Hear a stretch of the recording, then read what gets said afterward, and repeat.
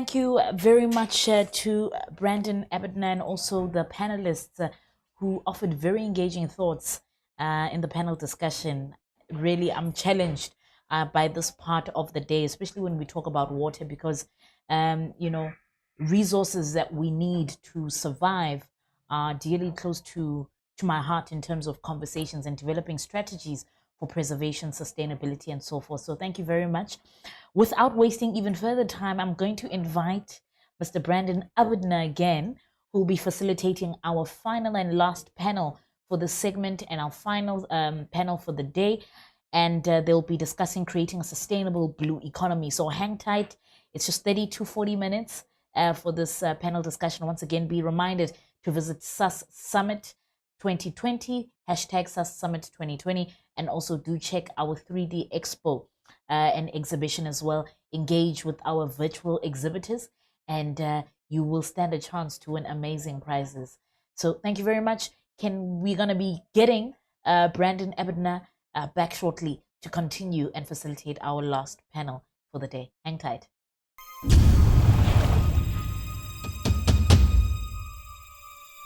Discussing the last segment of the day, sustainable water resource. We have a panel discussion that will be led by Mr. Brandon Abedna, who's an attorney, consultant, co-founder of Climate Risk Clinic. And the panel discussion is then about creating a sustainable blue economy. And the blue economy is quite broad, but there are holistic amount of opportunities there. So quite a pertinent discussion that will be had here.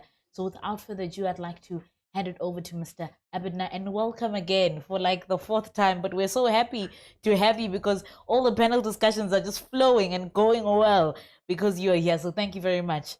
And welcome to your panelists as well. Hi, everybody. Welcome. It's nice to see you. So we want to just start off with a couple of introductions. So if you can just tell us who you are and what work you're involved in, and just briefly how that work ties in with the topic at hand. So if we can start with Danielle.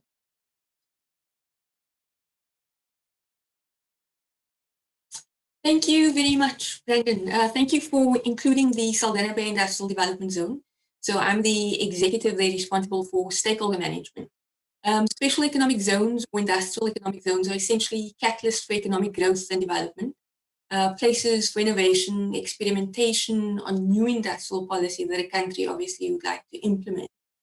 But essentially what we're about in Saldanha Bay is about catalyzing the development of the maritime and energy service sector. We understand that it's a small segment of the economy at the moment, but believe that it's got great potential for growth, both in a sustainable and inclusive manner.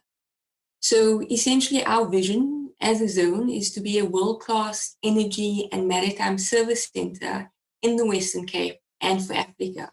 So really implementing the blue economy geographically within a municipal space on the West Coast alongside Cape Town, essentially.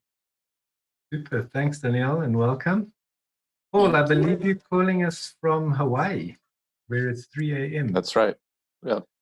Is that sustainable to phone at a time like that? Anyway, yeah, well, welcome, and please introduce yourself.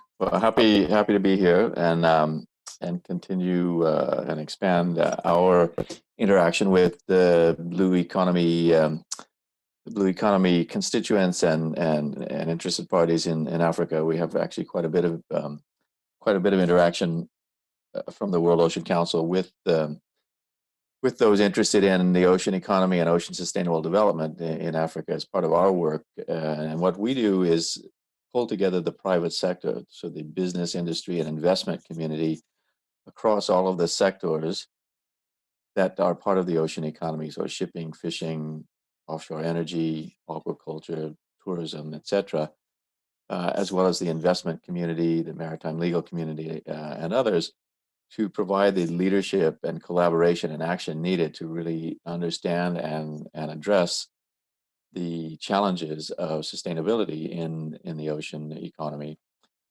This is a challenge bringing all the different sectors together, but this is the only way to really fully and as Devang mentioned, holistically tackle ocean issues and ensure that the economic activity is addressing the social, environmental, and governance issues that are important for ensuring long-term and sustainable use of marine resources, marine space.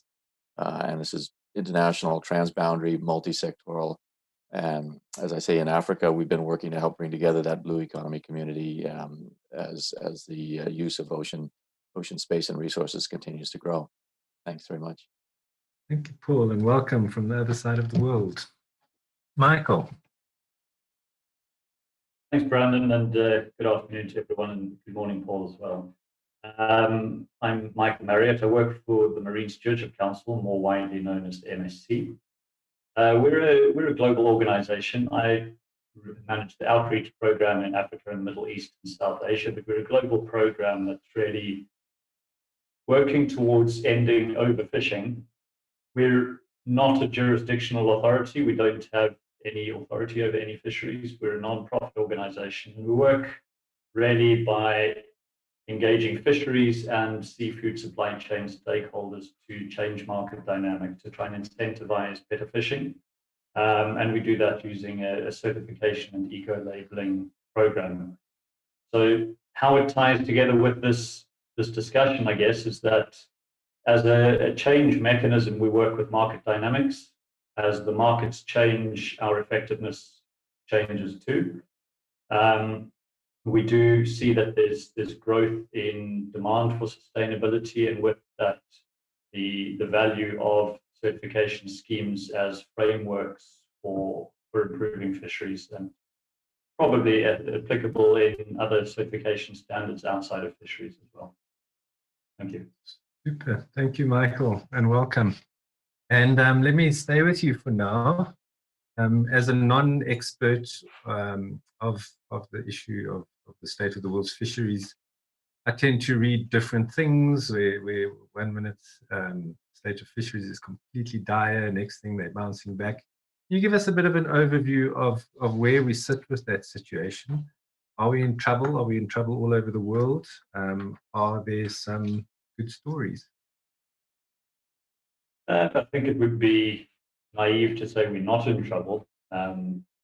I think the latest estimates are that around 80% of our fisheries are fished at their maximum or overfished. So there's not a lot of latitude when it comes to wild capture fishing, at least to really increase what we're taking from the oceans. But it's not entirely a negative story. In the MSC, we have about 15% of seafood that's harvested wild currently engaged in the program, either in assessment or certified already. That's 15% by volume. So that's 15% of fisheries that we believe are being managed sustainably. So looking at the stock health, the wider ecosystem impacts, and also the management structures that they exist under. So it's not negative. We have been growing, and when I say 80% fished at maximum or overfished, we need to also recognize that amongst those, it's not all overfished. Fishing at maximum sustainable yields is something that fisheries managers would try to do. Where we are perhaps struggling a bit is that looking to the other 85%, there's a lot of knowledge missing. We do rely on information. Fisheries, it's a very complicated sector in that we're dealing with a renewable resource to an extent, but also a very fluctuating resource. It's subject to a lot of biological parameters, complicated science. There's a lot of expertise that goes into managing a fishery well, and that I think is something really that the world needs more of. Absolutely. Thank you for that. Yeah. Paul, blue economy encompasses a wide range of things, from, I suppose, ecotourism on the one end to seabed mining on the other, and everything in between. I saw there was a WWF report from a couple of years ago that spoke about the ocean resources being valued at something like $24 trillion. But obviously, the ocean is a lot more than just something from which money can be made. are the different components of what makes up the ocean economy in some kind of balance?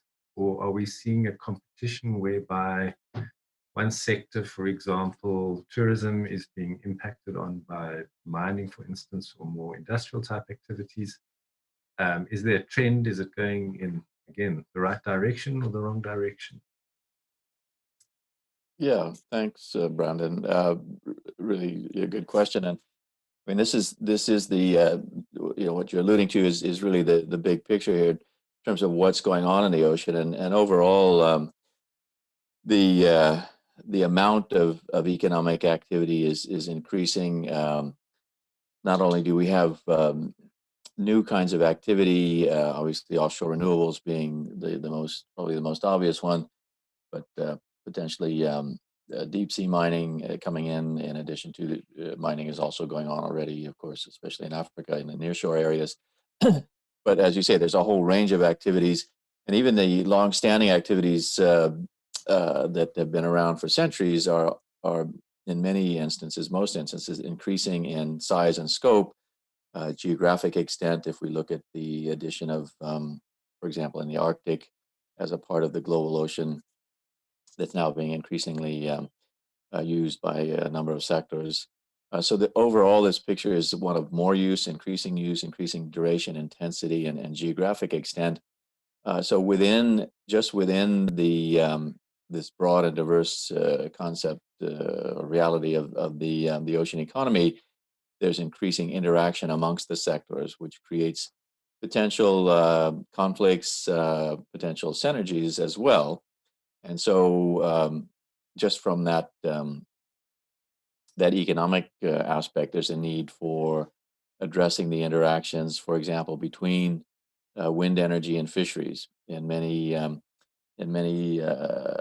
parts of the world, there's been real or perceived conflicts there between fisheries and mining, as you've mentioned. So one of the things that we do is work to get the different sectors talking to each other to try and understand each other and resolve those issues at the base of this in general for the ocean. And then when you zero in on particular areas and resources and potential conflicts, at the base of this is a need for good science and good data, good risk assessment that can form the basis for parties understanding each other, good regulation and the role of the government in managing the interaction. So what's called marine spatial planning or ocean zoning is increasingly being adopted and developed and implemented in a variety of countries and regions around the world, and soon will likely be a part of how the international waters, which make up 45% of the planet, will be managed by allocating different areas for different kinds of uses. And of course, across all that is the need to consider conservation, ecosystem function aspects as also a kind of use or another cross-cutting layer in terms of considering economic activity and its effect cumulatively on ecosystem function from the local scale all the way up to the global scale. And that is one of the challenges in the ocean and ocean economic sustainable ocean economic activity is it is one big global connected up ecosystem. And so we really need to work on it at that level because that's the scale at which the ecosystem functions. And so we look at it as a global business and economic ecosystem as well, and try and work at it at that level. Mm. Yeah, in terms of that marine spatial planning, I mean, given that a lot of the ocean is international, are there effective platforms and mechanisms for a collaboration between nations? Is it a bit of a free for all, or is there quite a coherent system that pretty much everyone buys into? Well, there is the overriding context. There is the UN Convention on the Law of the Sea, or UNCLOS, and that's been in effect now for several decades, and took many decades to develop, and then finally come into effect. And that provides the broad framework. That is the international treaty that established, for example, the 200-mile exclusive economic zones, the EEZs, which pretty much the way in which the ocean is organized. And then beyond that, what's called areas beyond national jurisdiction, as I say, making up a huge percentage of the planet, are then specifically addressed by the law of the sea as the overarching legal framework for all of the countries of the planet. In that situation, in that context, there is now and has been underway for most of the last decade the development of an additional treaty that's essentially an addendum to the law of the sea called the Biodiversity in Areas Beyond National Jurisdiction Treaty. And in fact, that final negotiations amongst governments will be taking place, or should have taken place this year, but will take place next year.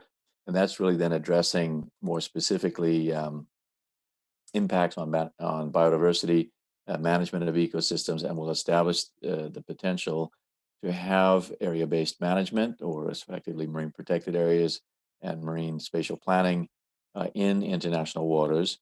At the same time, and so this will be very important in terms of managing the and ensuring the responsible use of marine space and resources in the international part of the ocean.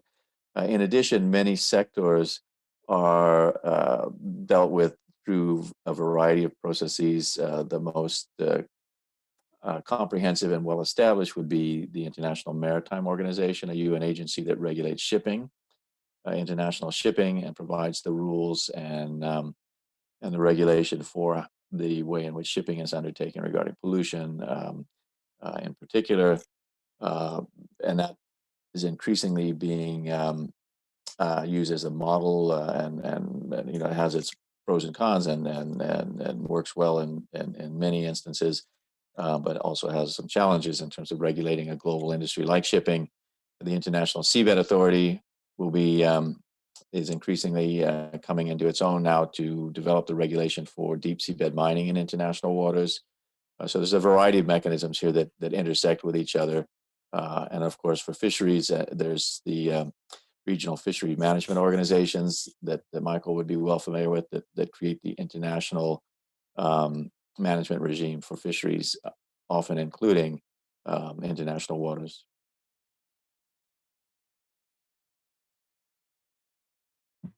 Sorry, I was on mute.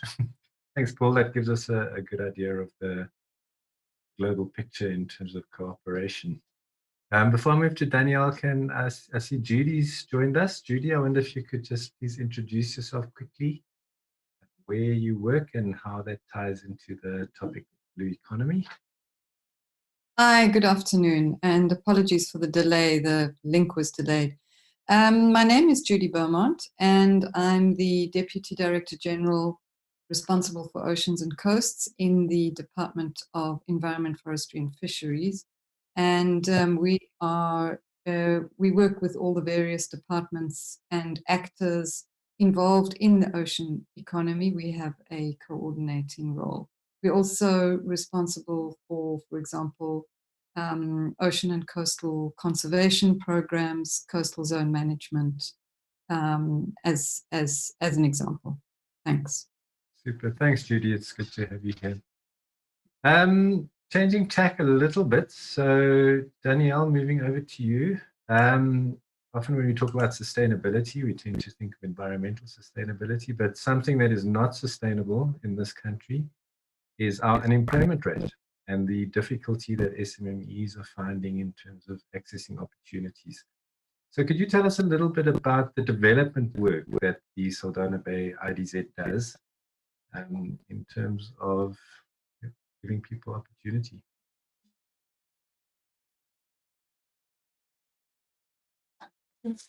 No, thanks very much for that question, Brandon. So as we said, so the special economic zone within Saldanha Bay. Saldanha Bay historically has been a fishing community industry, which is about boat building, servicing ships, introducing something new, trying to build a new economy in the municipal space. And so what's been very important for us, because a key objective is about building an inclusive economy. So the importance there being that the people of Saldanha Bay and local businesses in Saldanha Bay are in a position where they're able to leverage the opportunities that comes from the growth in the zone. So over the years, we've had 3 particular focus areas, and the one is around skills development. And the skills development is obviously being based on having a good understanding of what's required in the oceans economy in the maritime space. So what type of jobs will the shipyard that we're building essentially be creating? So we focused quite hard over the past few years on developing skill sets and generating funding from different seaters that we have in place within our country. So for special economic zones also, I think it's important to note that the developmental aspect is not always a funded aspect. So we funded for enabling the zone through providing the catalytic infrastructure, but not necessarily the development that needs to happen outside of that. So linked to the skills component, we've also had a strong enterprise development component to that. So we know that the maritime economy, as it grows, it creates other spill of opportunities as well for other businesses. We've had a review of, what are those opportunities and a tailored approach to building the capacity of local businesses in Saldanha Bay. In industry and competition, which is the custodian of the SEZ program, is to conduct an oil and gas readiness assessment. So looked at all the businesses, where they're at, what the gaps are, and what support they require to operate at an international level, so that they're able to provide the services that our investors will require. I think, Brandon, something very interesting that we've done is around infrastructure development. So contract development has also been something that we focused on. So local contractors who have been part of developing the infrastructure that we have in the zone so far. Super. Thank you, Danielle. Yeah. That gives us a lot of insight into the important micro picture of what's happening on the blue economy in South Africa. Judy, the responsibility for protecting marine resources, living marine resources, and at the same time enabling or somehow supporting activities like fossil fuel exploration, coastal mining, and that sort of thing can make uneasy bedfellows, I would think. Is there a significant ongoing tension between these activities? Is there some kind of synergy that happens? Do these coexist quite comfortably, or is it an ongoing kind of bumping of shoulders, if you like?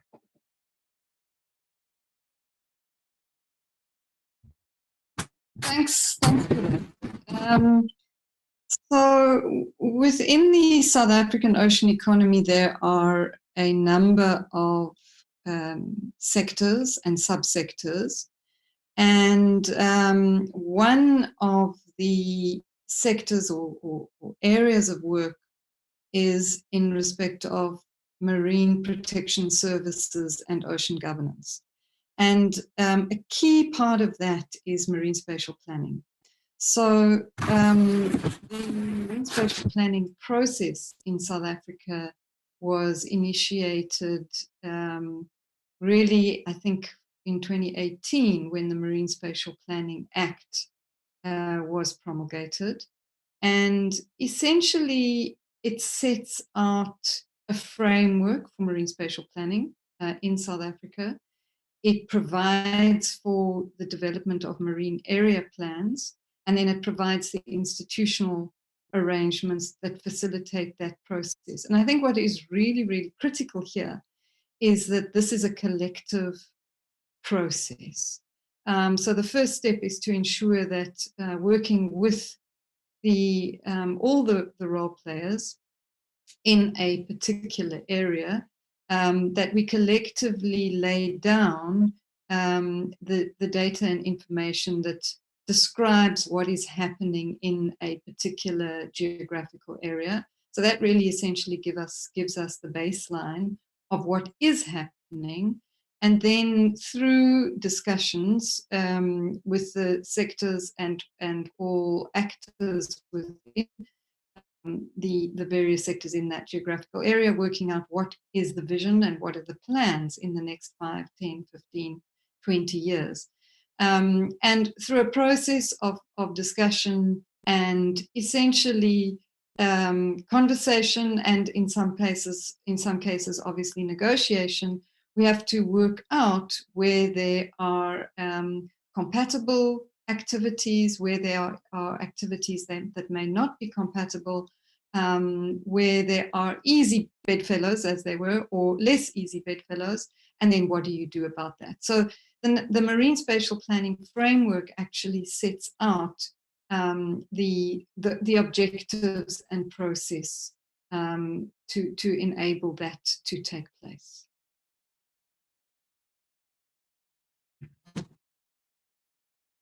Sorry, I muted myself. Before that act came in, was it a bit more of a free-for-all, or has there been a coordinated approach for some time? I think, before the act, it really has been happening fairly organically. I mean, obviously there are different sets of rights, and for example, areas in which there may be under cables, shipping lanes, there may be areas by the Navy, there are areas where there are oil and gas rights holders, for example, fishing and marine protected areas.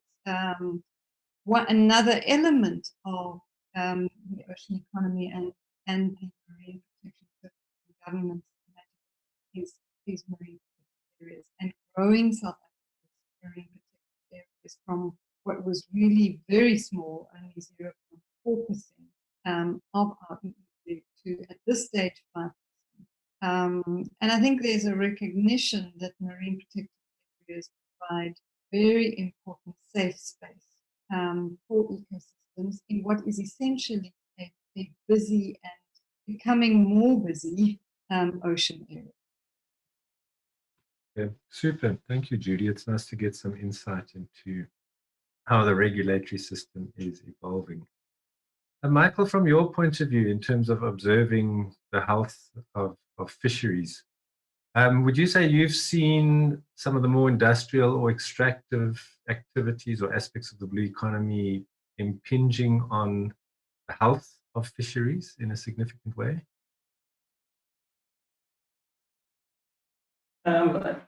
Look, my experience is fairly limited in looking at individual fisheries that may have been impacted. I think undoubtedly where there are extractive activities, they will impact to some extent on fisheries. And what fisheries really rely on is functioning ecosystems. So what we need to just be conscious of with any of these activities is how it's going to impact on wider ecosystem, and whether or not those impacts are short-lived or if they can be reversed in a relatively short time. So I wouldn't say I've seen the impacts directly myself. I think it's highly likely there would be impacts, and it's going to vary from activity to activity. That mining and extraction is not one thing. It depends how it's being done and what is being looked for, etc.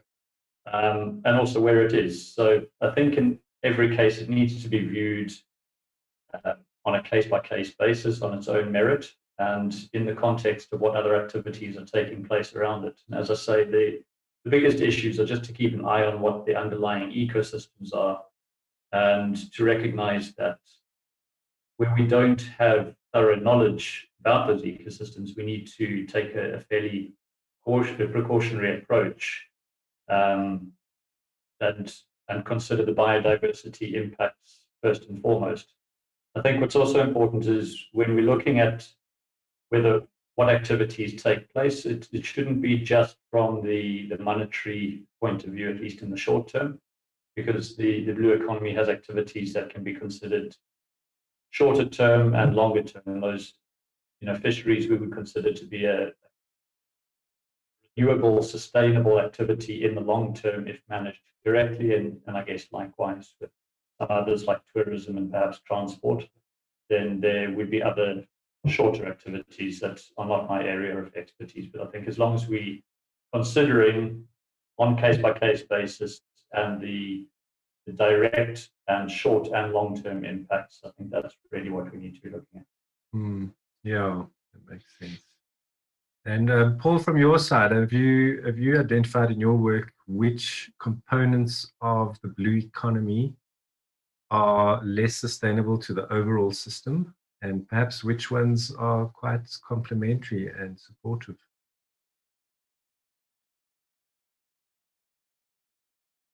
Yeah, thanks, Brandon, and all the inputs from the other panelists have been excellent. It's really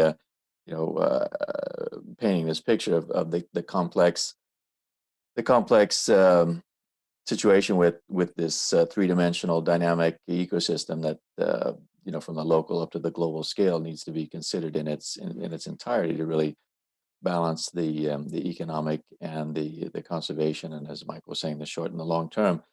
And so these the challenge here in that three-dimensional connected up ecosystem is how the impacts build on each other and can be cumulative in effect and transboundary in nature. And so there are clearly some of the uses, the economic activities such as fisheries and aquaculture based on living resources that need special consideration, and as Michael was saying, are dependent upon ecosystem health and functioning.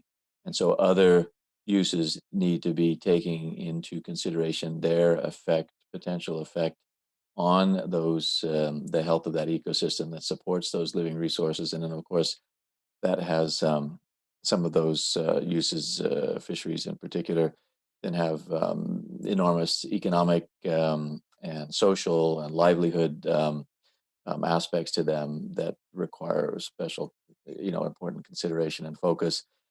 And of course, tourism has come up, and certainly tourism can be also one of the areas that has the potential to be less impactful if done well, and really add to economic opportunities in a way that that maintains, enhances, and even promotes biodiversity and ecosystem health and functioning. The challenge then really becomes, as it is on land often, with the extractive industries and impacts from some of the heavier industries such as transport and others. And I think it's important to realize that there are, of course, there's an essential nature to society and economic activity and development for many of those sectors. And so that needs to be balanced with both the impacts on other sectors and impacts on the ecosystem overall. And there are a lot of good people in good companies that are working hard to understand and manage those impacts and work with other stakeholders and work with government and regulators to really achieve that balance of reasonable, responsible offshore oil and gas activity, for example, that can be done well and address the impacts that can be associated with it. And for example, in the Gulf of Mexico, there's actually oil and gas extraction that is undertaken in or beneath a marine protected area, some coral reef areas.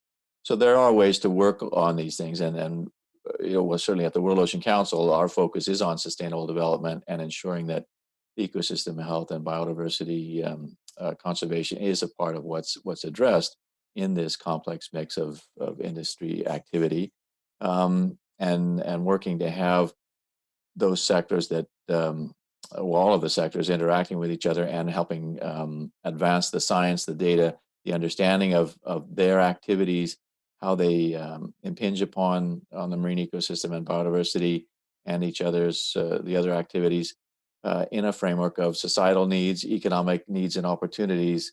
And it's a constant balance, work to achieve a balance and address the trade-off and really evolve. And as we see with renewable energy, the growth of renewables is an important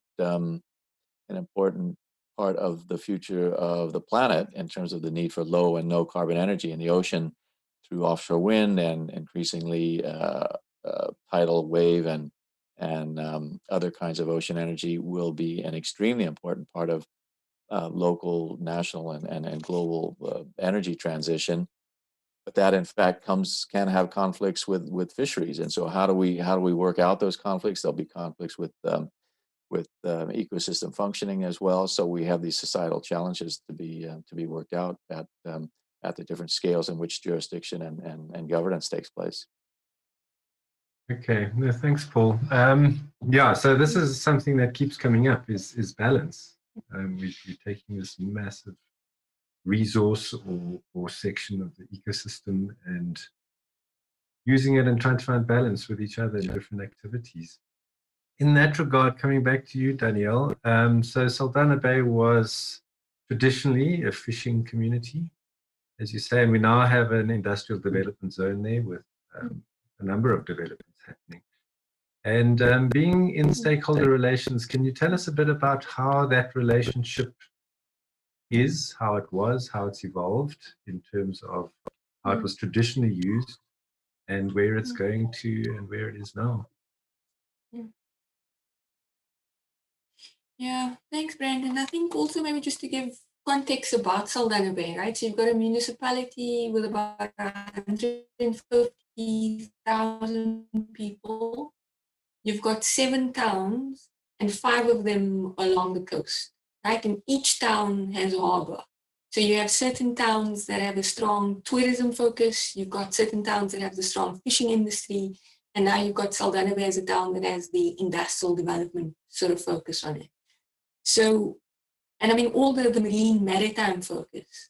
And I think, you know, there are so many stakeholders at play and so many different intentions. So your old fishing community wants to remain a fishing town. The tourism town in Langebaan wants to stay that way. And, you know, industrialization in Saldanha Bay is not seen necessarily as a good thing. And I think part of what's important in the stakeholder relationship stuff, and Julie, you touched on it around the law. So what's been important for us is to get all stakeholders in the room around the table, starting the conversation, developing the relations of trust, but most importantly, having the common vision of what it is that we're working towards. And that common vision is based on the understanding, firstly, of the potential that the ocean does present, and also the reality that the different sectors can, you know, but that coexistence is going to have to ensure that we all understand our different roles and responsibilities. And so from a stakeholder management perspective, I mean, the oceans economy on its own is also very complex because you've got various spheres of government, you've got local government that needs to put together their vision, and obviously their vision is established on the maritime economy because that's the coast. But you've got NAFTA, for example, we're the only SEZ within a commercial port. So we've got a relationship with Transnet, for example. So I think that the point that I'm trying to make is that, you know, to manage all that common vision and then engaging consistently, you know, and engaging with the private sector, the public sector, local businesses, labor as well, so that people understand what the vision is and that we want it to be inclusive and we want it to be thriving, but there are clear roles and responsibilities as we go along. And that journey is a complex journey, you know, it requires constant dialogue, constant conversation, making sure that everybody is clear about what the responsibility is to achieve that. And just the last, you know, what's most important for us is really attract all the investors. And we'll attract investors because of our unique value add, right? So we're the deepest port in the Southern Hemisphere. Within a commercial port, you've got greenfields, you've got enabled land with all the zoning in place. So the investment will come. But what's important for us is that the community is ready, that they're ready to enter this new maritime industry, the energy industry that we're building. So I think, you know, the conversation around localization, the conversation around how do we ensure that also the industry that we're building is completely inclusive and transformative as well. That would maritime economy. Mm. Mm. No, thanks for that, Danielle. I think it's really put its finger on one of the most important things is the ability for us to get around a table, develop a shared vision, and work out the differences. So that sounds like really good work being done over there. Judy, can I come back to you in terms of the marine spatial planning? How does climate change, in terms of the adaptation that we need to do and the mitigation for that matter, how does that get introduced into the process of, you know, getting these different sectors and stakeholders to really come to a comfortable coexistence in terms of using those resources? Thanks. Yeah, I mean, the climate change is increasingly being recognized as a major factor that needs to be considered both in the design of the ocean economy activities, but also in terms of being able to plan for adaptation where necessary. And I think really the IPCC report, that's the Intergovernmental Panel on Climate Change, the report last year, 2019, on oceans and cryosphere, had a number of very concerning indicators around an ocean that is warming up, and an ocean also that is really demonstrating essentially sea level rising. So what then would be the impacts that we need to look out for? Fisheries are impacted, agriculture is potentially impacted. Infrastructure and development along the coast impacted. The location of, for example, fish processing plants is dependent on where the fish are located, and with changing sea temperatures, we have situations where fish are found in the fish are migrating to habitats where it is more comfortable for life. So these are some of the issues. There is a national climate developed and in fact was published earlier this year, approved by Parliament. And that really sets out the areas of South Africa's work in starting to prepare, particularly local authorities, because local authorities are primarily responsible for the land in coastal areas, the district authorities in particular.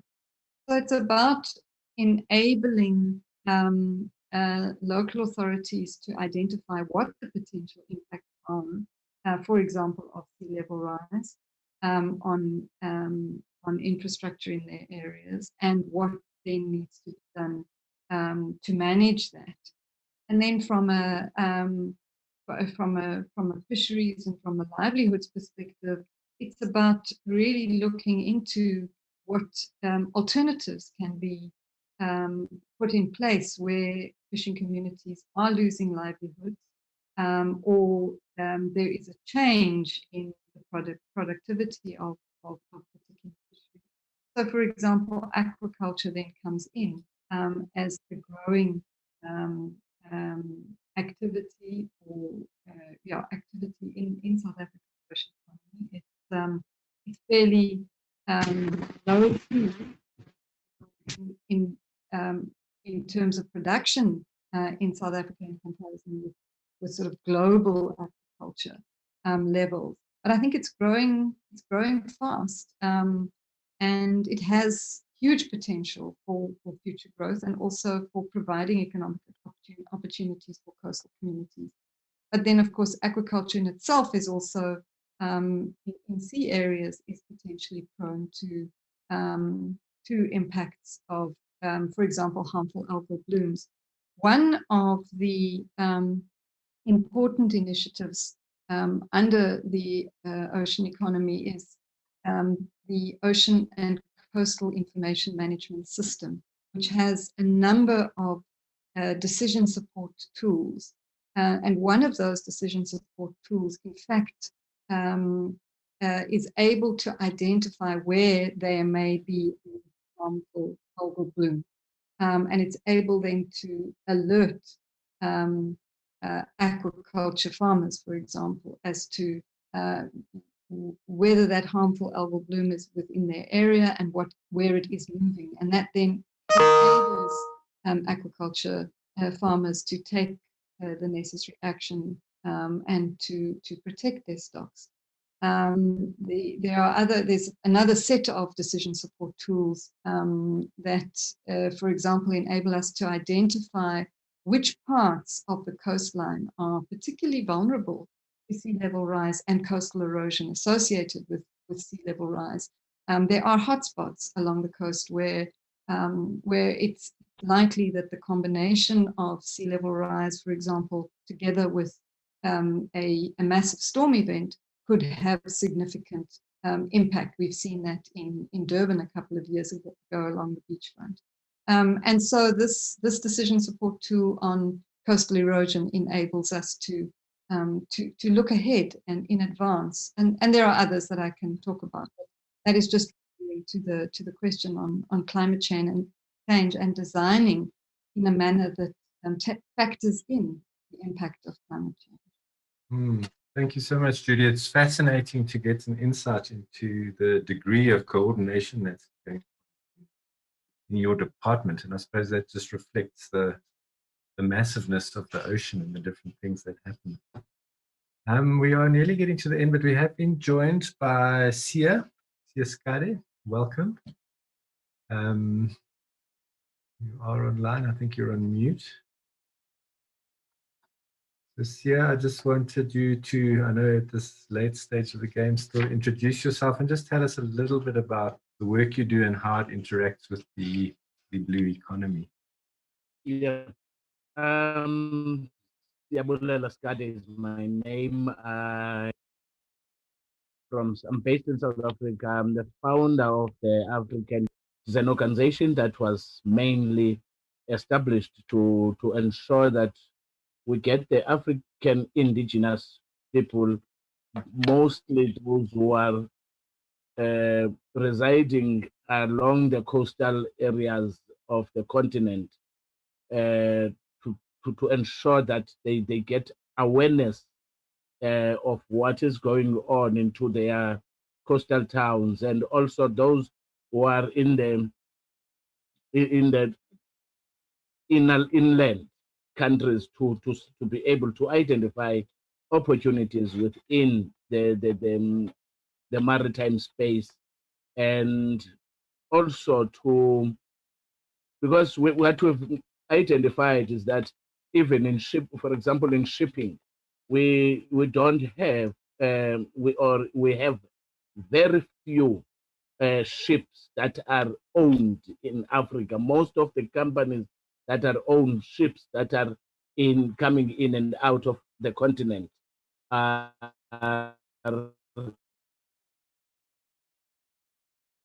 mostly and we're facilitating access to facilities and also to funding, and also we promote maritime or marine tourism, and also assist work in partnership, particularly in the province of the Eastern Cape, working in partnership with the Department of Fisheries and also the Department of Education to ensure that even in schools, I've been into rural areas like in Kentani, Mazepa Bay area, where you find people staying 1 kilometer away from the sea.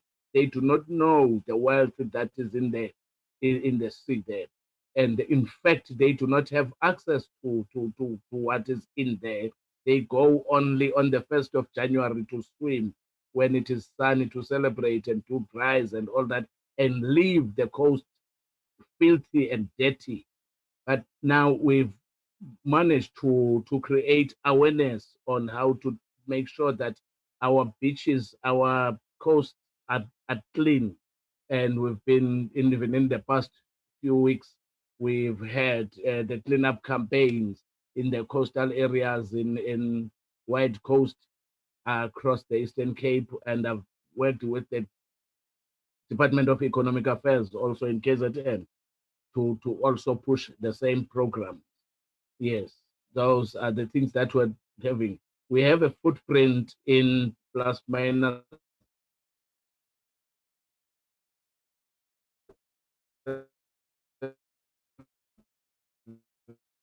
19 countries across the continent. Fabulous. Thank you, Sia.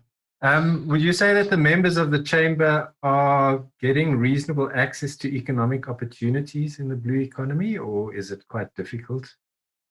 It is really difficult to, for example, the two ladies that have managed to purchase a vessel, which was costing plus minus 200 million, and even to take a number of meetings, even if you want to, for example, other opportunities within the dry docking industry. Just talking to the East London harbor here in the Eastern Cape, it takes time. You have to say, okay, if you don't hear me, what I'm coming to discuss with you, I am going to your head office. It's like they feel like you are threatening them because people are blocking their space. They do not want to cooperate. But we're pushing. We're doing our best. Good. Thank you, Sia. Thank you for that. Michael, in coming back to climate change and global warming, is it noticeable? Are the effects of global warming noticeable on the state of health of fisheries already, either in terms of water temperature increase? Is there noticeable ocean acidification going on? I'm going to say yes, very broadly. I think it's always difficult to pinpoint climate change as a definite cause for changes, but what we have seen, you get natural fluctuations in fish populations anyway, so scientists have to work with that, the fisheries managers have to work with those fluctuations. What we have seen, and I think Judy mentioned it earlier, is in some cases populations or stocks actually shifting slightly. That obviously has an impact on where the vessels catch the fish, but they also it does bring into play international difficulties sometimes when those stocks are transboundary. How we manage, or not we, but how fisheries managers do factor that in. In some cases, stocks have moved into areas where they weren't previously, and it's caused international difficulties. So yes, I think definitely we believe it's climate change. Environmental factors vary anyway, so it's difficult to put a finger on it. But I think inevitably, as the sea temperatures warm, as ocean currents change, we're going to see the dynamics of fisheries change quite dramatically, and that's going to have an impact on planning and as I say, international management as well. Thanks for that, Michael. We are coming to the end of our time. I want to ask one more question from Danielle. Danielle, if you were speaking to a classroom of school leavers who wanted to access the ocean economy in terms of careers or business opportunities, what, in brief terms, what sort of advice would you give them? What kind of education should they follow? whether that's a realistic education that exists or perhaps an imaginary one. How can we bring people into this? Yeah. Brendan, I smile because so we've launched an innovation campus, right? So the innovation campus is every special economic zone. We've done our research globally as an R&D center linked to it, and it's about bringing, the private sector, public sector, talk about all the policies, talk about what the industry is experiencing, and problem solve together. So the idea is that if you imagine a little campus, but they're solving problems collaboratively.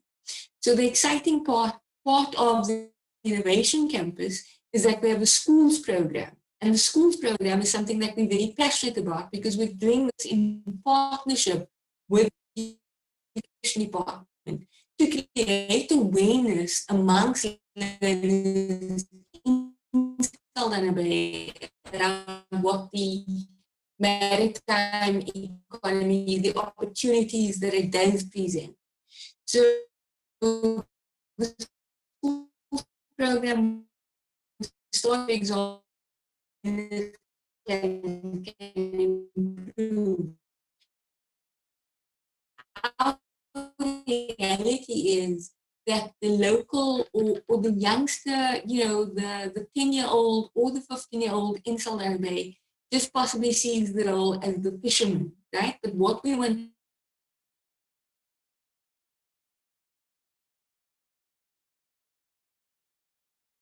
Oops, is it just me that can't hear Danielle or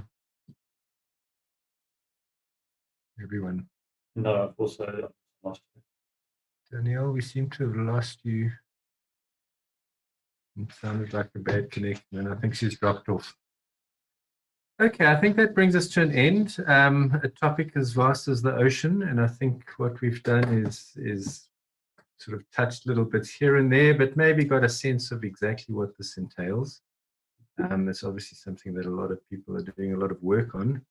And for me, it's certainly been very illuminating to get a glimpse of these different aspects of it. So I want to thank all of you very much for your time, for joining us and for giving us a bit of insight into the aspect of the blue economy that you're working on.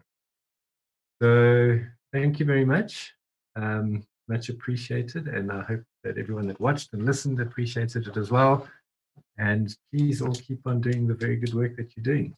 We all appreciate it. Thank you. Okay, well, that was the final panel discussion for the day, Creating a Sustainable Blue Economy, led by Mr. Brandon Abedner, an attorney consultant and co-founder of Climate Risk Clinic. Amazing panel discussion there from different areas and different spheres, particularly around the blue economy. And it's very delightful to know that there are various stakeholders that are doing or making great waves in the ocean economy space. Truly, I'm glad that we made it this far. You can see the hairs are all over the place, and the masks are also a bit tired, but well done for making it. If you've been with us from morning till the final day, then thank you very much. That is greatly appreciated, and we hope that you've derived knowledge that would aid you in your projects and organizations. Tomorrow's program, once again, we are back same time, same place, 9 o'clock, and we'll be discussing sustainable enterprise and supply chain development. So if you are in government and you're also an entrepreneur in SMME and concerned about ESD, then definitely this is for you. We'll be having great panel discussions tomorrow around supply chain sustainable practices in order to succeed. What do we need to deliver, particularly where environmental performance within a financially viable operating construct is concerned? And we will then end off the day with achieving a sustainable reset in agriculture. How do we unleash the potential of the agricultural sector and drive sustainable development in Africa, particularly in light of the pandemic and all the challenges that it's brought in the food chain sector? So that is tomorrow. We look forward to seeing you, as I said earlier, same time, same place. and we are signing out. Have a good evening, and please don't forget to send us your comments and recommendations on hashtag #SUSSummit2020. Thank you, and we're signing out.